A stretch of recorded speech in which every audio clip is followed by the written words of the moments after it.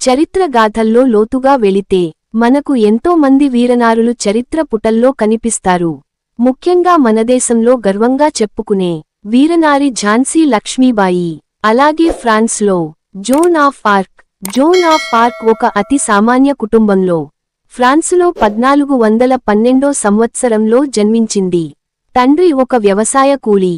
సువిశాల ఫ్రాన్సు భూభాగాన్ని బ్రిటిషు రాజు జయించి దేశాన్ని నామరూపాలు లేకుండా చేయాలని చేస్తున్న ప్రయత్నం ఆమెను కలచివేసింది. మగవాడి రూపంలో సైన్యాన్ని నడిపించి శత్రుసేనలను గడగడలాడించింది. జోన్ ఆఫ్ ఆర్క్ 1412 నుండి 1431 ఆమె మధ్యయుగంలో వందేళ్ల యుద్ధంలో ఫ్రెంచ్ సైన్యానికి నాయకత్వం వహించింది. ఆమె ఓర్లియన్స్ ముట్టడిని విజయవంతంగా గెలిచి చార్లెస్ 7కి పట్టాభిషేకం చేయడంలో సహాయపడింది.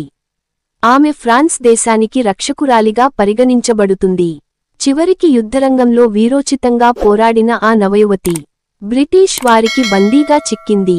ఆ నారీ ప్రతాపాన్ని సహించలేని చర్చి ఆమెను బ్రిటిష్ వారికి బందీగా చేయడమే కాక 10,000 పౌండ్లకు ఆ వీరవనితను ఇంగ్లీషువారి నుండి రోమన్ కేథలిక్ చర్చి కొనుక్కొంది. 5 నెలలు జైలులో పెట్టి ఆమెను చిత్రహింసలపాలు చేసింది. అప్పుడు ఆమె వయస్సు 19 సంవత్సరాలు. ఆమెను 1431 మే 13న ఆమెను మార్కెట్ ప్లేస్లో సజీవంగా దహనం చేసి అస్థికలను సైన్ నదిలో పారేశారు. జోన్ను 500 సంవత్సరాల తర్వాత అదే మతంచేత దేవదూతగా కీర్తింపబడింది.